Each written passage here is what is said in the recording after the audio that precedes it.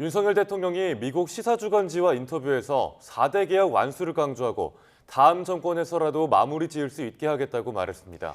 하지만 여론조사에서 대통령 지지율은 또다시 최저치를 기록했고 대통령실은 변화를 통해 국민의 신뢰를 얻도록 노력하겠다고 밝혔습니다. 조용성 기자의 보도입니다. 윤석열 대통령은 지난 16일 용산 대통령실에서 미국 시사주간지 뉴스위크와 인터뷰를 했습니다. 커버 스토리로 다뤄진 인터뷰 기사의 제목은 국내적 진실들로 뉴스위크는 한국이 직면한 가장 큰 문제는 북핵이나 미중 갈등이 아닌 4대 개혁 등 내부의 사회개혁이라고 진단했습니다. 그러면서 4대 개혁에 나서야 하는 윤 대통령의 고민과 야당의 반대 등 국내적 현안의 엄중함을 기사에 담았습니다. 윤 대통령은 인터뷰에서 4대 개혁은 지금 안 하면 할 수 없는 마지막 단계에 와 있다며 개혁을 임기 내에 다 완성하지 못하더라도 단단한 틀을 만들어 다음 정권에서 마무리 지을 수 있게끔 하겠다고 강조했습니다. 하지만 임기 반환점을 앞둔 윤 대통령의 지지율은 17%를 기록해 다시 한번 최저치로 떨어졌습니다. 한국갤럽이 지난 5일부터 사흘 동안 전국 만 18세 이상 1,002명을 대상으로 조사한 결과 직무수행 긍정평가는 직전 조사보다 2%포인트 더 떨어졌고 부정평가는 2%포인트 올라 74%로 나타났습니다. 대통령실은 이 같은 여론조사 결과와 관련해 변화를 통해 국민의 신뢰와 신임을 얻도록 치열하게 노력하겠다고 밝혔습니다. 전날 대국민 담화와 기자회견도 변화가 필요하다는 공통인식하에 진행한 것이라며 변화와 쇄신은 이미 시작됐고 앞으로도 계속될 것이라고 강조했습니다. 지지율이라는 거는 이제 우리 참모들을 통해서 제가 좀 바가지 긁기를 많이 당하고 있는데요.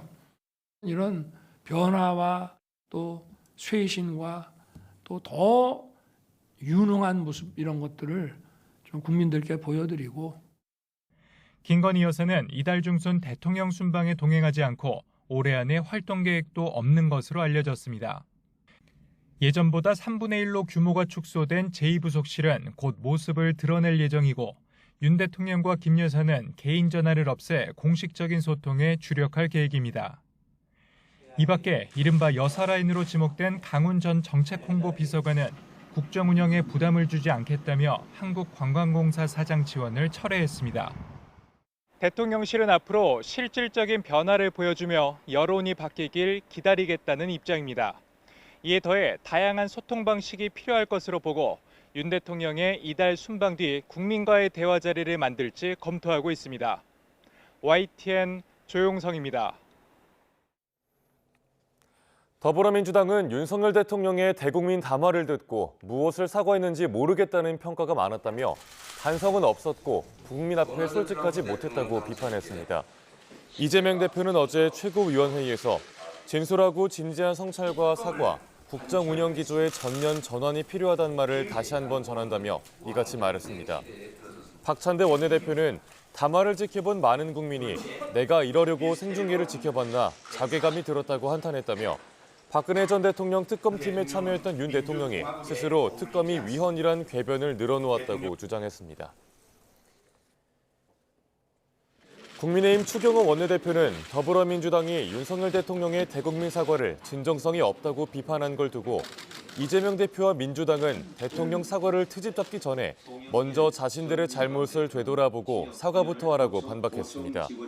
추 원내대표는 원내대책회의에서 이재명 대표는 본인 잘못에 단 한 번이라도 책임을 인정하고 사과한 적이 있느냐며 이같이 비판했습니다. 이어 이 대표는 위증교사와 검사 사칭 등 대부분 혐의를 인정하지 않고 있다며 민주당의 뻔뻔함은 가히 기네스북에 오를 만한 정도라고 비난했습니다. 공천 개입 의혹의 핵심 인물 명태균 씨가 피의자 신분으로 검찰에 출석했습니다. 명태균 씨는 검찰 조사에 성실히 임했다면서 김영선 전 의원의 회계 책임자였던 강희경 씨가 폭로한 각종 의혹이 거짓이라며 자신의 혐의를 강하게 부인했습니다. 검찰은 주말에도 명 씨를 불러 조사를 이어갑니다. 박종혁 기자가 보도합니다. 공천 개입 의혹의 중심에 서 있는 명태균 씨. 8시간 넘게 조사를 마치고 검찰 청사를 빠져나옵니다. 명 씨는 공천 개입 의혹을 폭로한 강혜경 씨의 주장이 거짓이라고 목소리를 높였습니다. 강혜경 씨가 발생한 거짓의 산, 이 산들이 하나씩 조사를 받으면서 무너질 거라고 생각합니다. 그러면서 자신을 둘러싼 의혹은 모두 가짜라고도 말했습니다. 국민의 눈과 귀를 가리는 거짓 뉴스, 허위 보도, 그 다음에 그 허위 보도를 퍼나르는 그 패널들, 방송에 나와서 그분들이 우리 시대의 십상시입니다. 검찰은 명 씨를 상대로 대가성 공천 의혹과 정치자금법 위반 여부를 집중적으로 확인했습니다. 강혜경 씨가 지난 대선 기간 명 씨가 윤석열 대통령을 위해 81차례 여론조사를 하고 그 대가로 김영선 전 의원의 공천을 받아왔다고 주장했기 때문입니다. 이 과정에서 윤 대통령 부부가 개입했다는 의혹이 불거졌습니다. 보궐선거 뒤 명 씨는 김 전 의원에게 세비 9천여만 원을 받았다는 혐의도 받고 있습니다. 명 씨 측은 이에 대해 여론조사 기관의 실질 운영자가 아니라는 증거를 검찰에 제출한 것으로 전해졌습니다. 명 씨는 또 창원 제2국가산단 지정 과정에 개입했다는 의혹도 받고 있습니다. 검찰은 건강 이유로 조사 시간을 협의한 만큼 주말에도 명 씨를 불러 조사를 이어가기로 했습니다. YTN 박종혁입니다. 김건희 여사 공천 개입 의혹의 핵심 인물인 명태균 씨가 지난 대선 직후 청와대 주변 풍수지리를 언급하며 당시 윤석열 당선인 측에 거기 가면 죽는다고 조언했다고 말하는 육성이 공개됐습니다. 더불어민주당이 공개한 50초 분량의 녹음을 들어보면 명 씨는 2022년 4월 대통령실 이전 움직임을 묻는 지인 A씨에게 청와대 뒤편 북악산은 좌로 머리가 꺾여 있고 북한산은 오른쪽으로 꺾여 있다며 병오고 뭐고 거기 가면 죽는다고 했다고 말했습니다. 이어 김건희 사모에겐 영부인 사주가 들어앉았고 꽃이 피면 이재명을 이길 수가 없는데 대선 날짜가 3월 9일이라 윤석열이 당선된다고 했다고 덧붙였습니다. 이재명 대표 1심 선고를 앞둔 민주당과 이재명 대표의 움직임이 마치 줄타기 같다는 평가가 나옵니다. 기존 지지층의 요구를 충족하면서도 외연 확장을 위해 중도층의 여론을 신경 쓰는 모습인데 그 배경을 김경수 기자가 분석했습니다. 윤석열 대통령이 대국민 담화에서 사과하며 고개를 숙인 날 저녁, 이재명 대표는 서울의 영화관을 찾았습니다. 대안학교 청소년들의 이야기를 다룬 영화 시사회에 참석한 건데 아들 생각에 눈물이 났다는 감상평도 남겼습니다. 많은 사람들이 여기서 영감을 좀 얻어가면 좋지 않겠나. 좀 아이들이 행복한 세상, 그런 세상 왔으면 좋겠습니다. 인생 뭐 있나요? 시사회 전날엔 법륜 스님을 만나 평화와 경제, 의정 갈등 문제 등의 의견을 구했습니다. 먹고 사는 문제도 힘들고 특히 이게 평화 문제가 좀 심각해졌어요. 제가 말씀도 좀 한번 들어보고 싶고. 또 정부의 어떤 대책이 미비하다고 보지만 국회 다수를 차지하고 있는 민주당의 책임도 크다. 이 대표의 이런 행보를 두고 대권 주자 입지 다지기 아니냐는 평가가 적지 않습니다. 영화 관람은 너무 무겁기만 한 이미지를 털어내려는 시도이고 종교계를 만난 건 외연 확장 의도라는 겁니다. 김건희 여사 특검 촉구 장외 집회를 시민단체와 연대하는 방식 대신 민주당 단독 주최로 선회한 것도 비슷한 맥락으로 풀이됩니다. 대통령 탄핵 같은 구호가 난무하면 자칫 중도층에 거부감을 줄 수 있는 만큼 수위 조절을 하겠다는 겁니다. 민주당 단독 집회이기 때문에 퇴진 구호는 걸리지 않을 것이고요. 다만 이제 여러 정당에서 오셔서 연대사를 하게 되는데 아마 연사들은 그런 발언들이 있겠죠. 이 대표는 이른바 우클릭 행보에 따른 지지층 불만 달래기에도 공을 들이고 있습니다. 금투세 폐지 결정에 진보 진영 내 비판이 잇따르자 주식시장 활성화를 위한 당내 기구 설치와 상법 개정 카드로 후폭풍 잠재우기에 나섰습니다. 왕년의 개미의 한 사람으로 현재 이 주식시장에 대해서 참으로 안타까운 마음을 금할 수가 없습니다. 반드시 주식시장 정상화를 위한 상법 개정 등의 성과를 내도록 하겠습니다. 또 구속영장이 청구돼 국회에 체포동의안이 제출된 신영대 의원 사건이 정치 탄압은 아닌지 당 법률위원회가 살펴보라고 지시하기도 했습니다. 검찰이 부당한 야당 탄압, 정적 죽이기를 한다는 기존 주장에 힘을 싣기 위한 의도로 보입니다. 민주당과 이재명 대표가 중도층과 기존 지지층 사이에서 줄타기를 하는 건 조만간 나올 1심 선고 결과의 파장을 최소화하기 위해서라는 해석도 나옵니다. YTN 김경수입니다. 윤석열 대통령의 대국민 담화와 기자회견을 두고 침묵하던 한동훈 대표가 대통령이 현 상황에 사과를 한 만큼 이제 실천이 중요하다는 메시지를 내놨습니다. 확전을 자제하고 대통령실의 대응을 보겠다는 숨고르기 취지로 해석되는데 이재명 대표 1심 선고와 김 여사 특검 처리 문제 등이 향후 당정 관계 주요 변수로 꼽힙니다. 박광열 기자의 보도입니다. 꼬박 하루 동안의 숙고 끝에 나온 한동훈 대표의 대통령 기자회견 관련 입장문, 정면 충돌 대신 속도 조절에 방점이 찍혔습니다. 사과와 인적 쇄신, 김 여사 활동 중단 등 요구에 대통령이 응답했다고 의미를 부여하고 민심과 구체성, 속도라는 3대 원칙을 제시하며 실천의 중요성을 부각했습니다. 한 대표는 앞서 회견 직전 당 공식 회의에서도 대통령실을 향한 압박 대신 민주당 이재명 대표 문제를 정조준하며 시선을 외부로 돌렸습니다. 플랜카드를 걸고 집회를 하고 이런 행태들은 한마디로 해당 판사들이 공정한 판결 선고를 하지 못하도록 겁박하는 것에 지나지 않습니다. 친한계 역시 앞서 이른바 빈손면담 이슈 등과 비교해보면 미묘한 기류 변화가 감지됩니다. 대통령의 김 여사 악마화 발언 등 일부 대목의 아쉬움을 드러내면서도 강도 높은 비판 발언은 최대한 자제하는 모양새입니다. 본인과 부인의 처신에 대해서 사과드린다고 머리 숙였으니까 나름대로는 사과를 하고 싶은 그런 진정성을 전달하려고 많이 노력을 했다 이렇게 생각. 이재명 대표 1심 선고, 세 번째 김 여사 특검법 처리 등 굵직한 이슈를 앞두고 대통령실을 향한 압박의 고삐를 죄기보단 시간을 두고 대응하겠다는 뜻으로 풀이됩니다. 쇄신론이 당내 곳곳에서 분출되지만 대통령실과 더 이상의 강대강 대치는 공멸이란 당내 일부 기류가 영향을 미쳤다는 해석도 나옵니다. 임기 중반을 두고 하시는 말씀이기 때문에 그 이후로 당정이 같이 힘을 모아서 이제 우리 다시 국정 동력을 확보할 수 있도록 함께 노력해야 된다. 향후 당정 관계를 좌우할 주요 변수로는 대통령실의 대처와 여론 추이가 꼽힙니다. 시간 끌기나 보여주기식 대응으로 조기에 지지율 하락세를 끊어내지 못한다면 한 대표의 적극적 역할론이 당 안팎에서 분출될 수 있습니다. 여기에 한 대표가 적극 추진하는 특별감찰관 논의의 흐름이나 특검법 대응을 두고 당내 분위기 역시 주목해야 할 측면입니다. 독소조항이 더 많아요. 그러니까 당연히 이거 막아야죠. 전향적인 조치가 나오면은 이탈표 단속에 상당한 효과가 있을 것이다 이렇게 봅니다. 장외 집회 등 민주당의 대여 공세가 강화되는 가운데 한동훈 대표가 여권 내 파열음을 최소화하고 쇄신의 끈도 놓지 않으려는 메시지를 던졌다는 분석이 나옵니다.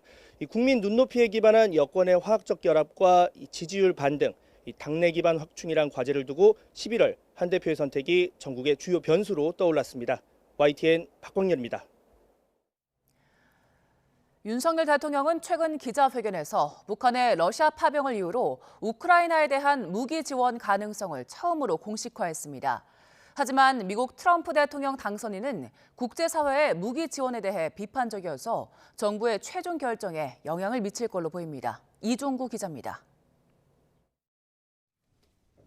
윤석열 대통령은 기자회견에서 북한의 러시아 우크라이나 전쟁 파병을 계기로 무기 지원 방안도 배제하지 않고 있다고 밝혔습니다.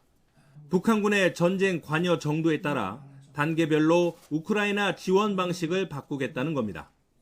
우선순위는 살상이나 공격용이 아닌 방어 무기입니다. 만약에 무기 지원을 하면 저희는 어찌됐든 방어 무기부터 우선적으로 고려하고 있습니다.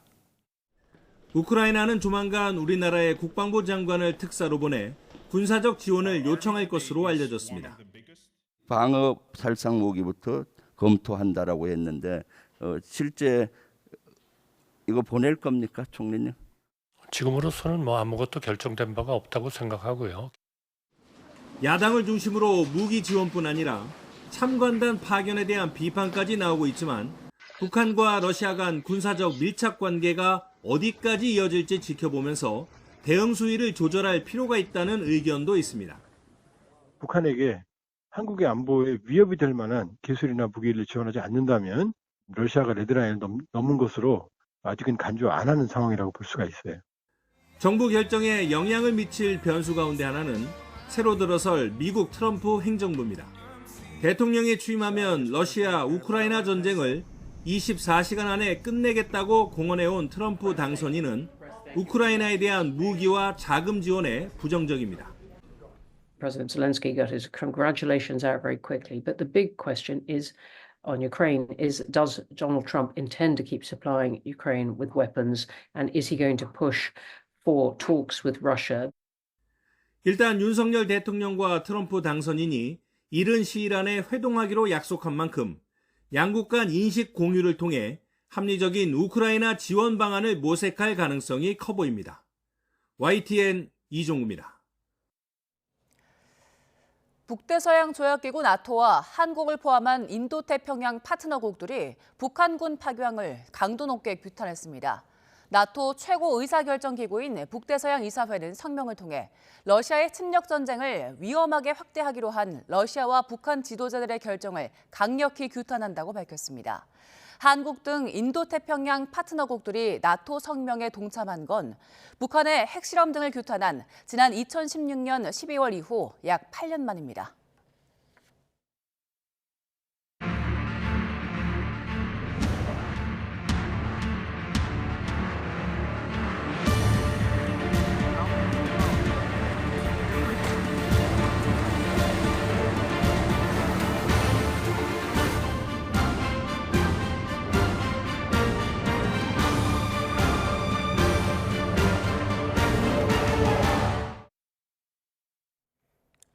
제주에서 침몰한 금성호 실종자 12명을 찾기 위한 야간 수색이 진행 중입니다. 해경은 해군과 민간 어선 등 함정 50여 척과 항공기 5대를 투입하고 조명탄 230여 발을 쏘며 수색을 이어가고 있습니다. 사고 이후 구조된 15명 중 2명은 숨지고 한국인 10명과 인도네시아인 2명은 실종됐습니다. 선원 27명이 탄 금성호는 어제 새벽 4시 반쯤 제주 비양도 북서쪽 24km 해상에서 어획물 운반 도중 침몰했습니다. 제주 해상에서 침몰한 금성호는 선망 어업 방식으로 조업하다가 사고를 당했습니다. 어획물의 무게를 선체가 이기지 못해 복원력을 잃었을 가능성이 제기됩니다. 보도에 차상은 기자입니다. 사고를 당한 금성호는 6척으로 구성되는 선망 어업 선단에서 본선 역할을 맡는 선박입니다. 그물을 둥글게 치고 고기를 가두는 핵심 역할이라 가장 많은 선원이 탑니다. 해경은 운반선이 그물에 갇힌 고기를 한 차례 싣고 간 뒤 다음 운반선이 들어오는 과정에서 사고 선박이 그물 방향으로 넘어진 것으로 보고 있습니다. 두 번째 운반선이 와서 떠가야 맞는 말인데 두 번째 운반선이 붙이는 상황에서 그 사이에 이제 본선이 침몰된 것으로. 선망 어업에서 보기 힘든 사고인데 그물 속 어획물의 무게를 배가 이기지 못한 것으로 해경은 판단하고 있습니다. 생존 선원 진술에서도 비슷한 상황을 추정할 수 있습니다. Begitu ombansen lepas, jadi ke bawah sama ikan, langsung miring, langsung tenggelam. 무게를 버티지 못한 배가 기울어진 것과 동시에 운반선 등에서 밀려온 파도의 영향까지 더해져 선체 복원력을 크게 잃었을 가능성도 제기됩니다. 파도가 큰 배에 부딪혀가지고 튀어나오는 파도 반사파가 있습니다. 배 자체도 형 쪽으로 경사하게 되고 그러면 그런 사고 날 수가 있죠. 선박 자체에는 최근 검사에서 문제가 발견되지 않은 것으로 나타났습니다. 지난 6월 중간검사와 지난해 정기검사에서도 특별한 이상이 없었고 구명 뗏목 작동에도 문제가 없었던 것으로 파악됐습니다. 해경은 선원들의 진술과 당시 상황, 선체 상태 등을 분석해 사고 원인을 밝힐 계획입니다. YTN 최상입니다. 제주 해상에서 침몰한 어선 금성호의 선사가 실종자 수색에 최선을 다하겠다는 입장을 밝혔습니다. 선사 관계자는 부산 중앙동에 있는 선사 앞에서 취재진을 만나 무엇보다 실종자 수색이 최우선이라며 전념을 다하겠다고 말했습니다. 해당 선사는 고등어를 주로 잡는 대형 선망회사로 업계에선 규모가 큰 편으로 알려졌습니다. 서울 노원경찰서는 음주운전을 하다 도로에서 교통정리 중이던 택시기사를 치어 숨지게 한 혐의로 30대 남성 A씨를 입건해 조사하고 있습니다. A씨는 지난 1일 새벽 3시쯤 술에 취해 차를 몰다 서울 월계동 사거리에서 60대 택시기사 B씨를 들이받아 숨지게 한 혐의를 받습니다. 당시 A씨의 혈중 알코올 농도는 면허 취소 수준이었던 걸로 조사됐습니다. 경기 안성경찰서는 터널 보수 작업을 위해 도로를 통제하던 신호수를 치어 숨지게 한 혐의로 20대 남성 A씨를 붙잡아 조사하고 있습니다. A씨는 1톤 트럭 운전사로 어제 낮 1시 50분쯤 경기 안성시 대덕터널 앞에서 차량 우회 신호를 보내던 60대 신호수를 들이받아 숨지게 한 혐의를 받습니다. 경찰은 앞차에 가려 신호수를 보지 못했다는 A씨의 진술을 토대로 정확한 사고 경위를 조사하고 있습니다.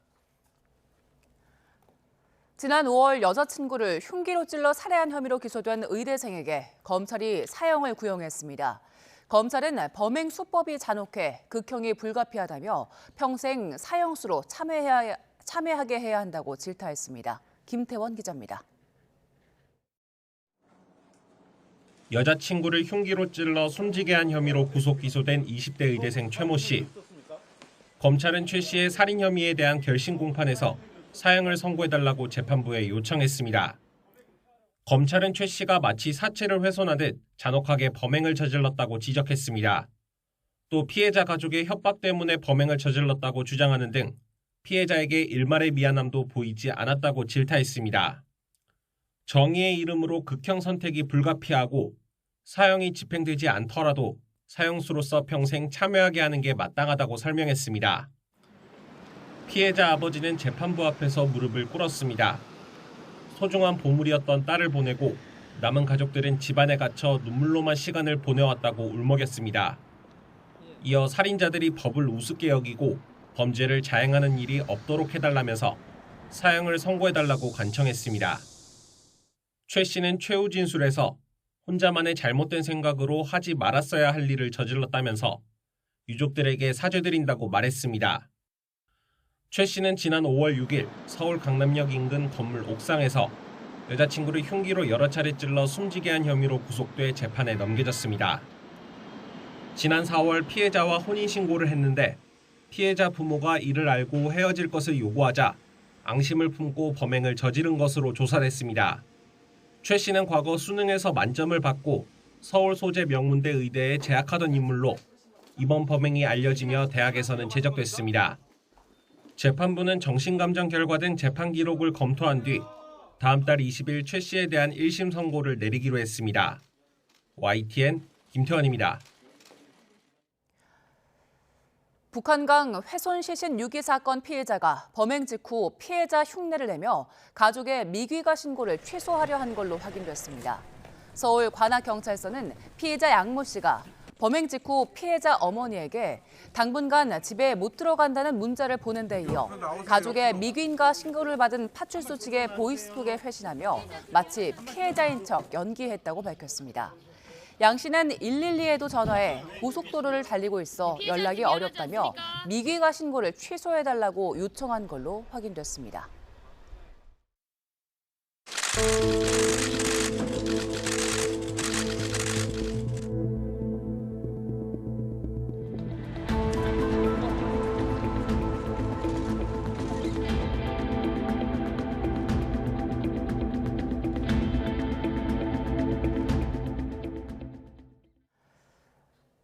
대법원이 최태원 SK그룹 회장과 노소영 아트센터 나비관장의 이혼 소송 상고심 심리를 계속합니다.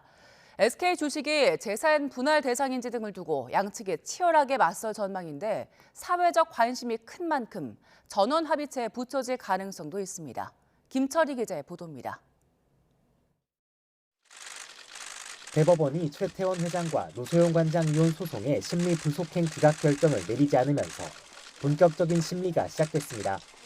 가장 큰 쟁점은 최 회장의 SK 지분이 재산 분할 대상에서 제외되는 특유 재산인지입니다.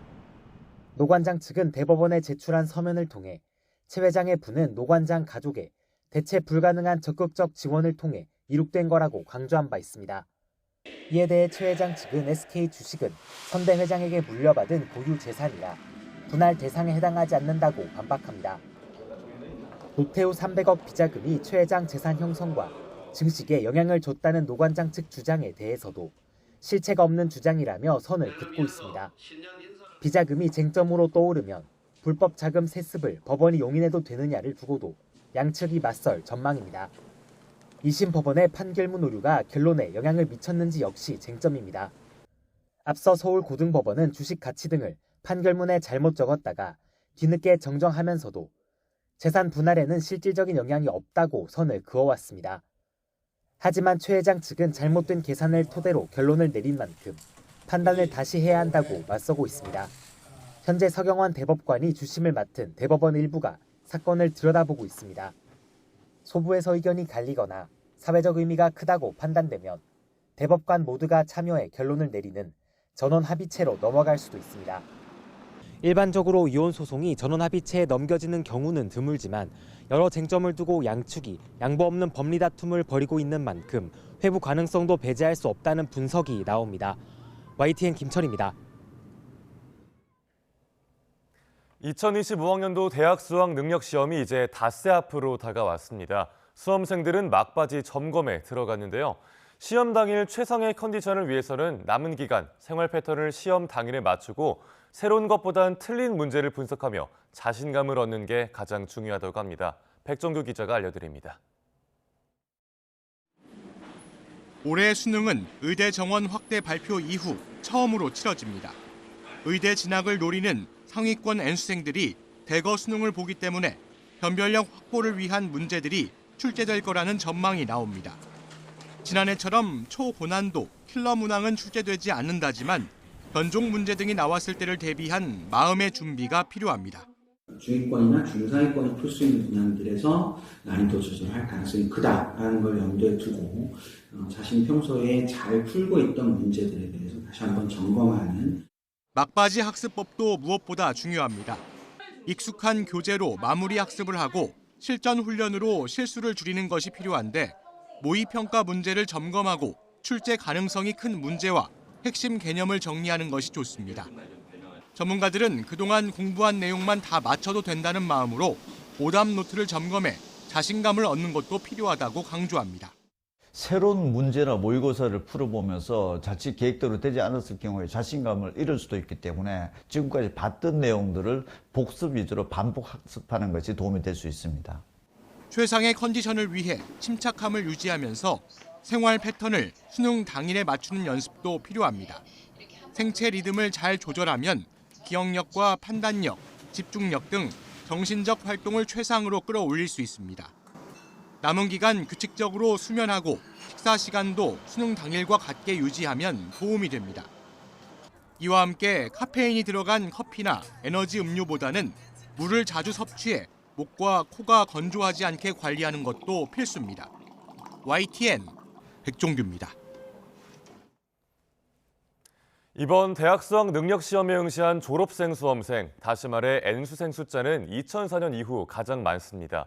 특히 의대를 노린 최상위권 N수생이 대거 유입돼 시험 난도를 끌어올릴 걸로 예상되면서 의대 증원이 단순한 변수를 넘어 이번 수능 태풍의 핵으로 작용할 전망입니다. 이문석 기자입니다. 2035년까지 1만 명의 의사 인력을 확충하고자 합니다. 지난 2월 정부가 의대 증원 계획을 발표하자마자 입시 분석기관들은 의대 입시 광풍을 예고했습니다. 정원이 전년보다 1,500여 명 늘어나 합격 바늘구멍이 1.5배로 커졌기 때문입니다. 고교 졸업 후 다시 수능을 보는 재수, 삼수 등 N수생 증가도 예상했습니다. 그리고 예상은 적중했습니다. 2025학년도 수능 응시자 가운데 졸업생이 16만 1천여 명으로 21년 사이 가장 많습니다. 재학생 역시 24학년도보다 1만 4천여 명 늘었습니다. 입시기관들은 N수생 가운데 절반 이상이 대학을 다니다 입시에 다시 뛰어든 반수생으로 분석했습니다. 이 중엔 좀 더 좋은 의대에 진학하려는 재학생들이 상당수 포함됐을 거로 추정했습니다. 의대 진학의 문이 넓어진 만큼 들어가려는 최상위권 수험생도 대거 늘어난 셈입니다. 때문에 합격은 예전만큼이나 쉽지 않을 수 있습니다. 상위권 수험생 증가는 또 수능 시험 난도를 높이는 요인으로 작용할 전망입니다. 점수 변별력을 키우기 위해 까다로운 문제 수를 늘릴 가능성이 커졌기 때문입니다. 의대 모집 정원 확대 그리고 N수생이 크게 증가했기 때문에 변별력이 높은 수능 문제가 출제될 가능성이 높고, 그리고 또 이공계 합격선이 예년에 비해서 다소 낮아질 가능성도 있습니다. 결국 의대 정원 확대는 단순한 변수를 넘어 최상위권 학생들을 다시 입시에 불러들이고 수능 시험 난도를 좌지우지하는 태풍의 핵이 됐다는 분석입니다. YTN 이문석입니다. 전공의들에 이어 의대상 단체가 이면택 회장 탄핵을 바란다는 입장을 대한의사협회에 전달했습니다. 대한의과대학 의학전문대학원 학생협회는 의협 대의원들에게 전한 입장문에서 임 회장이 학생들 목소리를 무시해왔고 지난 8개월간 망언과 무능만 보여줘 크나큰 절망으로 다가왔다고 비판했습니다.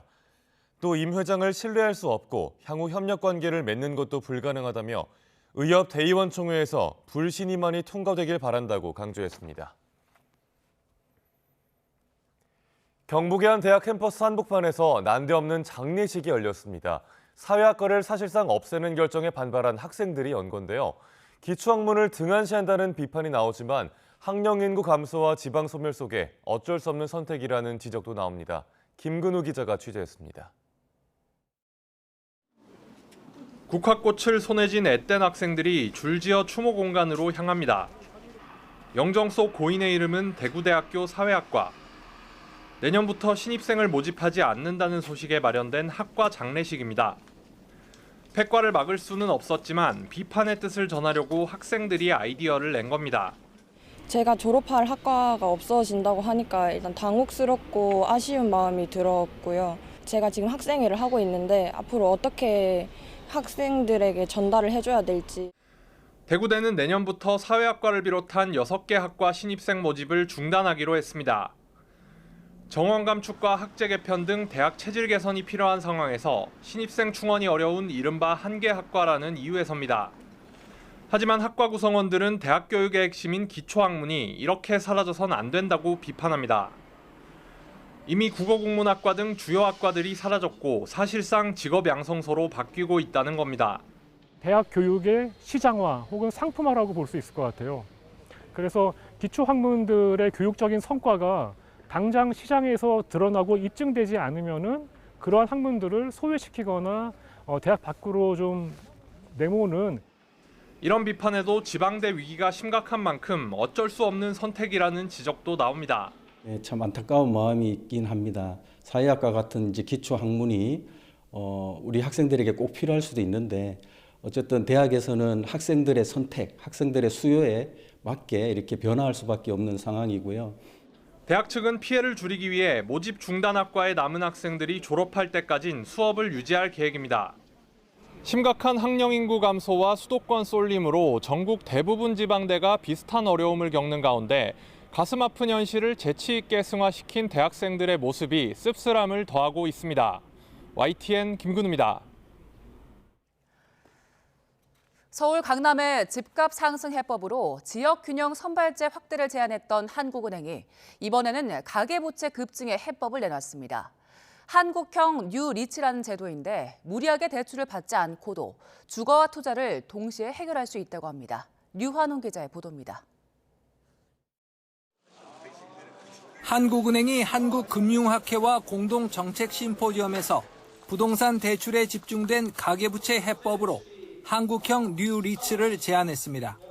이는 무주택자들이 기존의 전월세 보증금으로 리츠, 즉 부동산 투자 회사에 지분 투자를 하고 리츠가 건설하거나 매입한 아파트에 임대료를 내고 거주하면서 리츠로부터 배당 수익과 지분 투자 수익을 얻을 수 있도록 하는 제도입니다.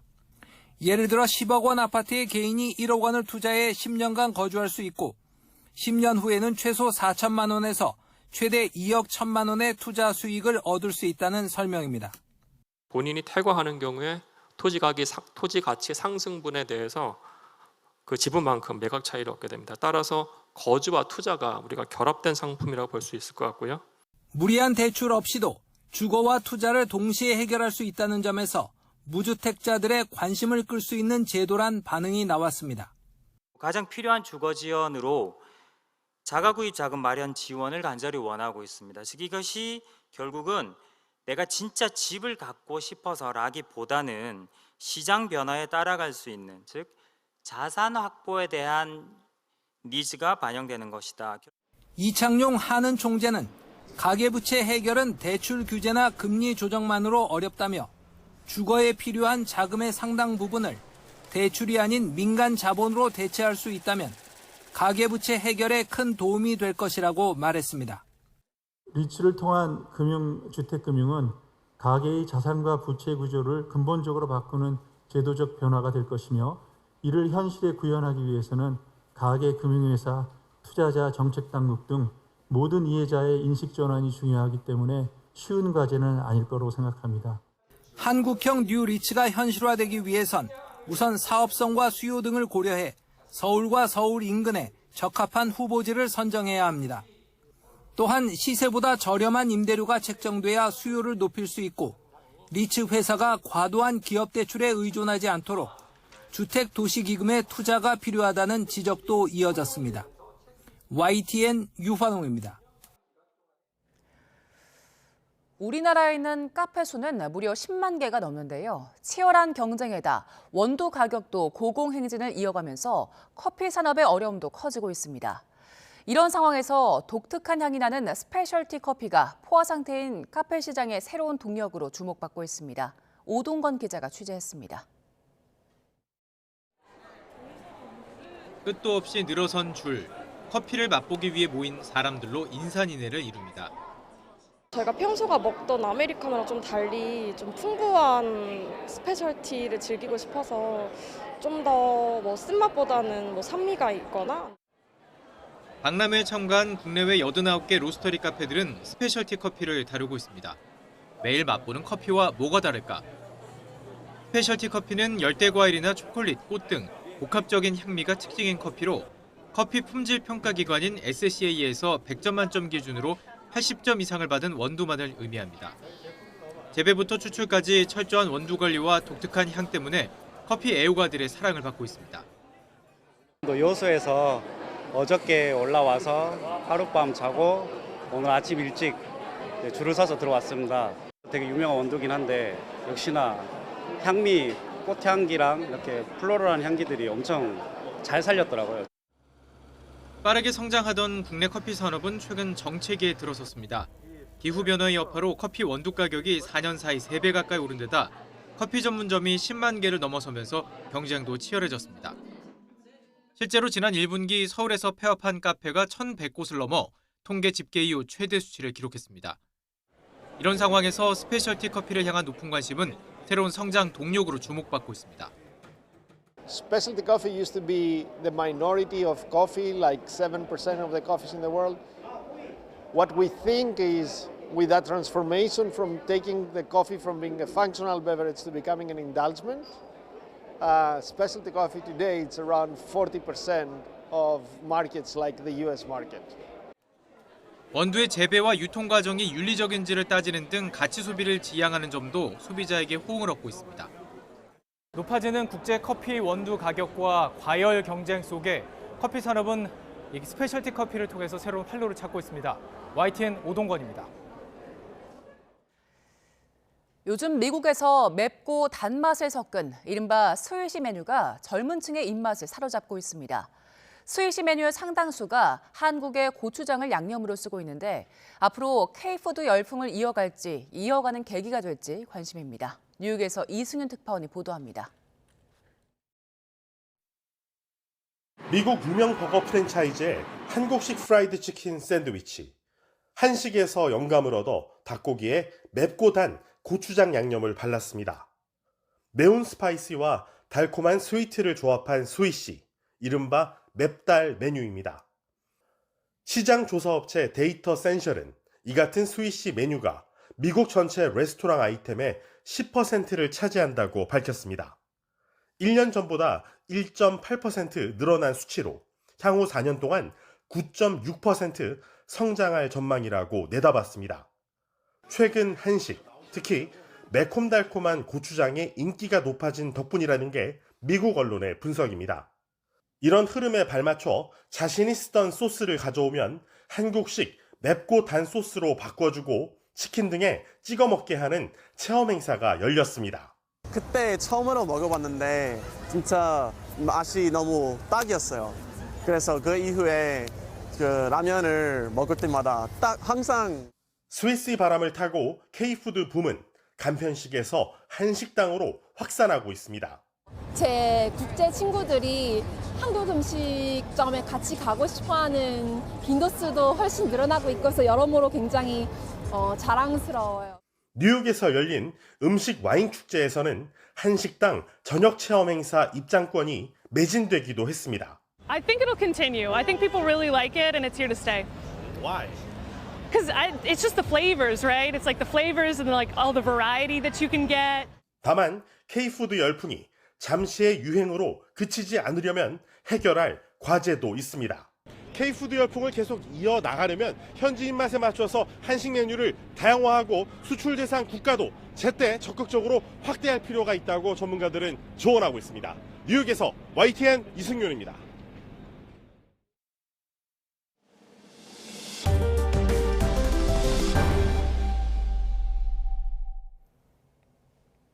배추값이 크게 올라 김장을 어떻게 해야 하나 망설이는 분들 많으실 텐데요. 날씨를 고려하면 올해는 중부 지역에선 예년보다 하루 이틀 늦게, 남부는 빨리 김장을 시작하는 게 좋다는 전망이 나왔습니다. 김민경 기자의 보도입니다. 춥고 긴 겨울을 대비해 김치를 담가 보관하는 우리 고유의 전통 김장. 한국 문화의 가치를 인정받아 지난 2013년에는 유네스코 인류 무형문화유산에 이름을 올렸습니다. 늦가을부터 초겨울 사이 배추와 물을 소금에 절인 뒤 고춧가루와 마늘, 생강 등 양념을 더해 숙성시키는데 김장에서 무엇보다 중요한 건 온도입니다. 보통 김장은 하루 평균 기온이 4도 이하로 떨어지고 최저 기온이 0도 이하로 유지될 때가 가장 좋습니다. 기온이 더 높으면 김치가 빨리 익고 낮으면 배추나 무가 얼게 돼 제맛을 내기 어려워서입니다. 그러면 올해 김장하기 좋은 시기는 언제일까요? 지난 30년 평균을 보면 중부는 보통 11월 19일에서 12월 1일 사이, 남부는 12월 4일부터 1월 9일까지였습니다. 하지만 올해는 중부는 예년보다 늦게, 남부는 빠를 걸로 전망됐습니다. 단풍처럼 김장 역시 중부지방이 남부보다 일찍 시작하는데 11월 중하순까지는 온화한 날씨가 이어지다가 남부가 김장을 시작하는 12월부터는 예년보다 추워질 걸로 예상되기 때문입니다. 11월 중순 이후 기온이 떨어질 때가 있지만 평년과 비슷하거나 다소 높겠고 12월에는 잦은 한파로 인해 중부는 김장 적정 시기가 예년보다 1일에서 2일가량 늦어지고 남부는 1일에서 3일가량 빨라질 전망입니다. 춘천이 11월 21일로 가장 빠르겠고 서울은 예년보다 하루 늦은 12월 1일이 가장 좋은 시기입니다. 대전은 12월 2일, 대구 12월 6일, 광주는 12월 8일이 적기로 예상됩니다. 상대적으로 기온이 높은 여수와 부산은 각각 내년 1월 1일과 7일이 김장 적정 시기로 전망됐습니다. 1920년대 서울 김장 적정 시기는 11월 21일이었지만 2010년대에는 11월 27일로 일주일가량 늦어졌습니다. 지구온난화로 갈수록 김장 시기가 늦춰지고 있는 만큼 조만간 김장을 한겨울에 해야 할 날이 다가올 수도 있습니다.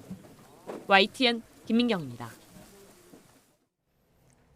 유례없는 늦더위로 평년보다 단풍 시기가 늦어졌지만 이제 많은 지역에서 붉고 노란 단풍을 보실 수 있는데요. 계룡산에도 붉은 단풍이 찾아와 나들이객들을 설레게 했습니다. 영상으로 함께 보시죠.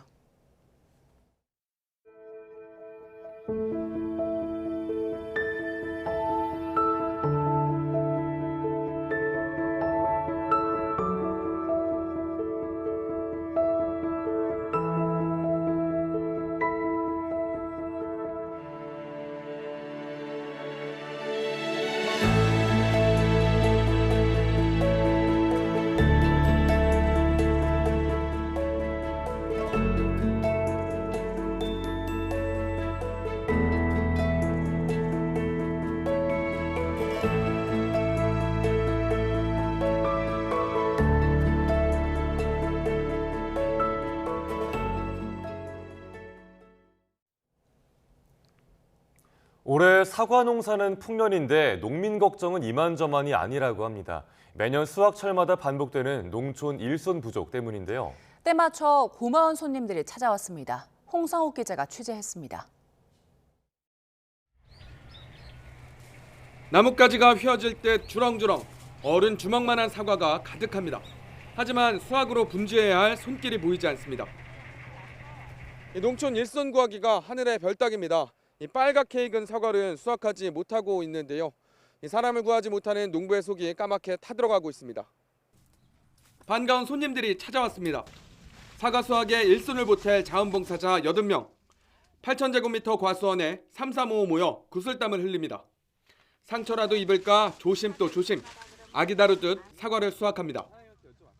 예쁘게 익은 사과를 위로 딱 올려가지고 하면 이게 똑 가지에서 똑 떨어지거든요.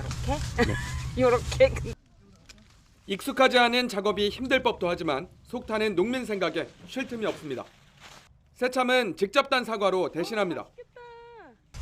너무 맛있어요. 다나요? 엄청 달아요. 꿀이 엄청 많아요. 사과가. 올해 농사 잘 된 것 같은데요? 수확철만 되면 매년 반복되는 일손 부족 현상. 10만 원 넘는 일당에도 일손 구하기가 쉽지 않습니다. 외국인 계절 근로자도 모두 돌아가면서 애를 먹던 상황. 수확 시기를 놓쳐 애써 키운 사과를 제대로 팔지 못할 뻔한 농민은 이제야 걱정을 덜었습니다. 사과를 동시에 수확하니까 일손이 너무 없어요. 그래서 이렇게 봉사하시는 분들, 자원봉사하시는 분들이 와서 해주시니까 도와주시니까 정말 고맙고 아주 감사히 생각하죠. 농촌마을로 찾아온 자원봉사자들의 따뜻한 손길. 농부에게는 긴 가뭄에 내린 단비였습니다. YTN 홍석입니다. 오늘 서울 도심 곳곳에서 대규모 집회가 열려 일부 구간 교통이 통제됩니다. 오늘 오후 4시부터 대안문 일대에서 민주노총과 시민단체들이 1차 정권 퇴진 총궐기 대회를 여는 데 이어 오후 5시 반부터는 시청역과 광화문 일대에서 촛불 행진을 이어갑니다. 또 오후 2시에는 여의도에서 한국노총이 정부의 반노동정책을 규탄하는 집회를 열 예정입니다. 오후 6시 반부터 서울 시청역 인근에선 민주당이 제2차 국민행동의 날 집회를 열고 김건희 여사 특검을 촉구할 계획입니다. 이런 가운데 자유통일당 등 보수단체들도 광화문 일대에서 맞불 집회를 열고 정권 퇴진 운동에 맞설 예정입니다. 서울경찰청은 일대 교통혼잡이 예상된다며 집회 장소 반대편을 가변차로로 운영하고 교통경찰 220여 명을 배치해 차량을 우회시키는 등 교통소통을 관리할 방침입니다. 배우 한재민의 소속사가 악의적 비방을 하고 무분별하게 허위 사실을 유포했다며 악성 댓글 게시자를 고소했습니다. BH 엔터테인먼트는 소속 배우의 명예를 훼손하고 인격을 모욕하는 행위는 명백한 범죄라며 서울 강남경찰서에 고소장을 냈습니다. 소속사는 각종 SNS 등에서 한지민 배우의 행해지는 명예훼손과 모욕에 대해 강경 대응할 것이며 합의와 선처는 절대 없다고 못 박았습니다. 성추행 피해자와 관련한 소송 자료를 무단으로 공개한 박재동 화백이 피해자에게 손해를 배상해야 한다는 법원 판단이 나왔습니다. 서울중앙지방법원은 어제 피해자 A씨가 박 화백을 상대로 낸 손해배상 청구 소송에서 A씨에게 5천만 원을 지급하라며 원고 일부 승소로 판결했습니다. 재판부는 박 화백이 사적 대화가 포함된 소송 자료를 다른 사람에게 공유해 SNS에 공개하도록 하는 등 A씨의 개인정보 자기 결정권이나 사생활의 비밀을 침해해 정신적인 고통을 줬다고 판시했습니다. 우리나라 첫 여성 학예사로 활동하며 평생을 박물관과 함께 해온 이난영 전 국립경주박물관장이 향년 90세로 별세했습니다. 일본과 미국에서 공부하며 우리나라 최초로 박물관학을 전공한 고인은 여성 고고학자 1호, 여성 학예사 1호, 최초의 여성 국립박물관장 등의 기록을 세웠습니다.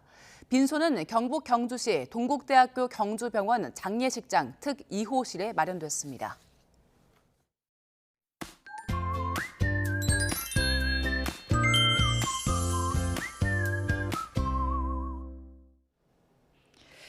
이른 아침 나오신다면 안개를 유의해야 합니다. 현재 곳곳에서 100m 앞도 내다보기 힘드니까요. 차간 간격 넉넉히 두고 안전운전 해주시길 바랍니다. 입동 추위도 끝나고 이번 주말은 온화하겠습니다. 현재 서울 기온은 7.1도로 어제보다 4도가 높고요. 낮에는 19도로 어제만큼 온화하겠습니다. 다만 일교차가 10도 이상 크게 벌어진다는 점 염두에 두시길 바랍니다. 오늘 대체로 맑겠지만 경북 동해안에는 비가 조금 오겠고요. 제주도는 차차 흐려질 것으로 보입니다. 현재 기온 살펴보겠습니다. 현재 서울이 7.5도, 대전 7.6도, 부산은 13.6도고요. 낮 기온은 서울이 19도를 비롯해 세종과 대전 19도, 부산 22도, 광주 21도까지 오를 것으로 예상됩니다. 날씨였습니다. 뉴스타트 1부 마칩니다. 잠시 후 2부가 이어집니다. 시청해주신 여러분 고맙습니다.